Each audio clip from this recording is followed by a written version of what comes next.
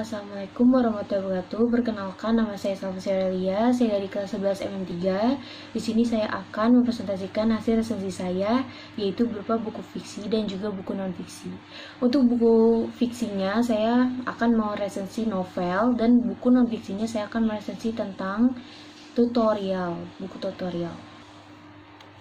Oke, jadi yang pertama resensi novel yang disusun oleh saya sendiri dari kelas 11 MM3. Kali ini saya akan meresensi novel yang berjudul Brother Maker. Dan ini adalah contoh covernya.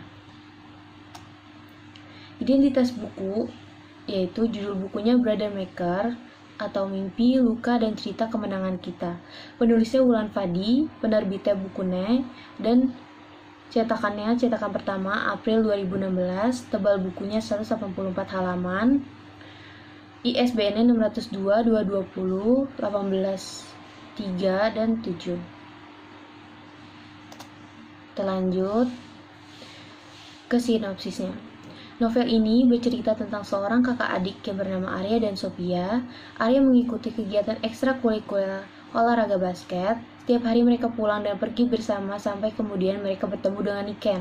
Niken adalah anak teman bapaknya Arya, dan Niken akan tinggal di rumah Arya dan bersekolah di tempat yang sama pula. Niken adalah seorang gadis lugu yang baik hati, sehingga Arya menjadi suka dengan Niken. Suatu hari Sophia dikabarkan dekat dengan Tian, teman basketnya Arya. Sebagai seorang kakak, Arya tidak setuju jika adiknya dekat dengan cowok itu, karena dia tahu Tian adalah cowok playboy. Tetapi Sophia tetap tidak mau menuruti kakaknya dan tetap dekat dengan Tian.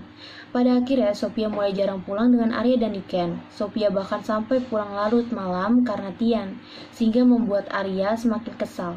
Karena hal itulah yang menyebabkan Arya dan Sophia bertengkar. Sophia dan sifatnya yang egois, dan Arya yang overprotective. Karena Arya tidak dapat menahan emosinya sendirian, maka ia mulai menceritakan semuanya pada Niken. Disinilah Arya dan Niken mulai semakin dekat.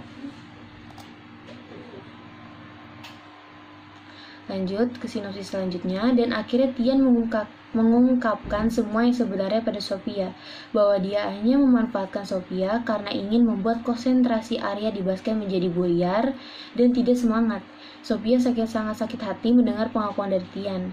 Dia merasa dipermalukan, tetapi pada saat itu juga Arya tiba-tiba datang dan menolong Sophia, dan kemudian Arya berkelahi dengan Tian.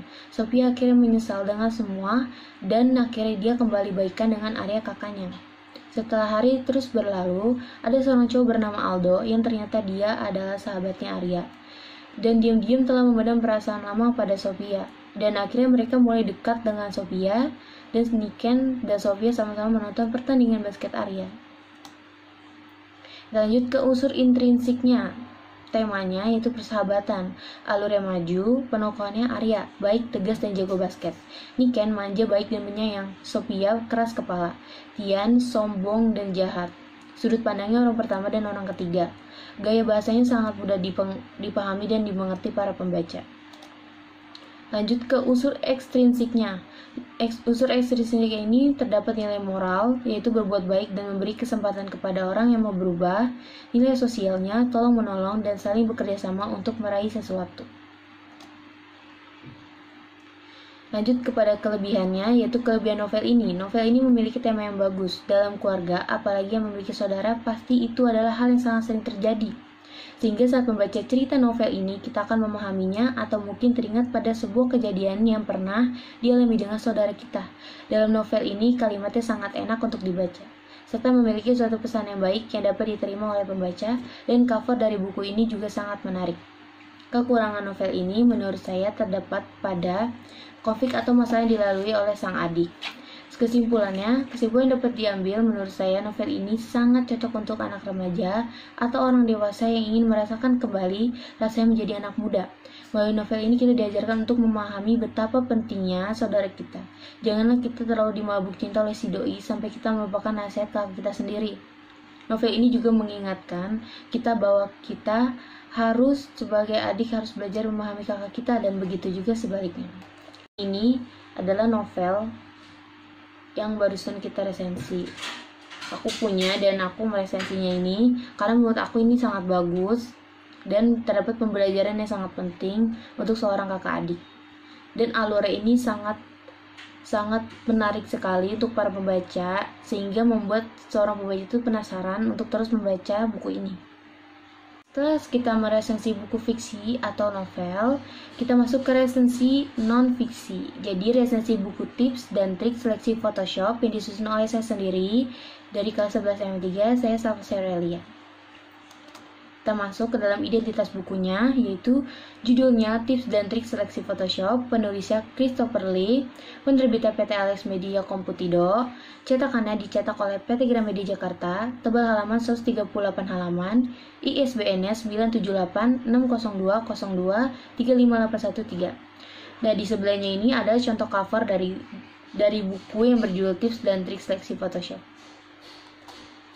Lanjut ke sinopsisnya, yaitu membuat perubahan di suatu area dalam suatu gambar dalam Photoshop merupakan suatu proses dengan dua langkah. Pertama, Anda memilih bagian dari gambar yang ingin diubah dengan salah satu tool seleksi. Kemudian, gunakan tool lain seperti filter atau fitur lain untuk membuat perubahan, seperti memindahkan pixel yang dipilih ke lokasi lain atau menerapkan filter untuk area yang dipilih. Anda dapat membuat seleksi berdasarkan ukuran, bentuk, dan warna yang kemudian proses seleksi akan membatasi perubahan pada area yang dipilih tanpa mempengaruhi area lain. Buku ini membahas semua tools dengan penjelasan yang menarik. Anda akan mulai menyeleksi objek dengan menggunakan teknik seleksi standar seperti seleksi geometris, gabungan, dan juga freehand. Kemudian, Anda akan belajar teknik seleksi untuk menghemat waktu seperti Quick Selection Tool, Magic Wand, dan Quick Max Mode. Anda akan menemukan banyak contoh bagaimana melakukan teknik seleksi dan aplikasinya. Berbagai teknik seleksi pada menu select juga dibahas dengan lengkap, seperti teknik tingkat mahir menggunakan teknik color channels, layer, dan workpath, dengan cara yang Anda tidak sadari kalau itu memungkinkan. Kita masuk ke dalam isi bukunya. Di bab 1 terdapat teknik seleksi dasar dan berbagai contohnya. Bab 2 teknik seleksi dengan lasso tool dan berbagai caranya. Bab 3 teknik seleksi berdasarkan tonal dan warna dan berbagai cara tutorial. Pada bagian bab 4 terdapat teknik seleksi dengan Quick Max Mode dengan cara penggunaannya. Bab 5 teknik seleksi dengan channel dan cara penggunaannya. Bab 6 teknik seleksi dengan path dengan penggunaannya. Bab 7 teknik seleksi dengan layers. Bab 8 teknik seleksi dengan blending mode. Kita lanjut ke unsur intrinsiknya, yaitu temanya pembelajaran tentang Photoshop. Alurnya maju, penokohannya pembaca dan penulis, sudut pandangnya orang pertama dan orang kedua, gaya bahasanya mudah dipahami dan dimengerti. Unsur ekstrinsiknya yaitu nilai moralnya atau berbagi ilmu terhadap sesama manusia, nilai sosial sering bekerja sama dan tolong-menolong, nilai budayanya mengajarkan untuk lebih berkembang ke arah modern. Masuk kelebihannya, yaitu kelebihannya cover sangat menarik serta tips yang diberikan sangat mudah dimengerti, bahasa yang digunakan sangat bagus, serta isi pada buku ini sangat lengkap. Kekurangannya, bahan kertas yang digunakan kurang bagus dan pemilihan warna yang kurang menarik. Kesimpulannya, buku ini cocok sekali untuk pemula yang mau belajar Photoshop dengan isinya yang begitu lengkap, akan tetapi harus disimpan dengan baik agar tidak mudah rusak. Nah, contoh bukunya yang aku punya, dan aku meresensi ini karena menurut aku ini sangat penting bagi kalian pemula yang ingin belajar Photoshop dengan tips dan trik yang mudah dimengerti. So, itulah hasil resensi saya yang dapat saya sampaikan kepada kalian semua. Jangan lupa untuk di like, comment, dan subscribe. See you next time. Bye-bye.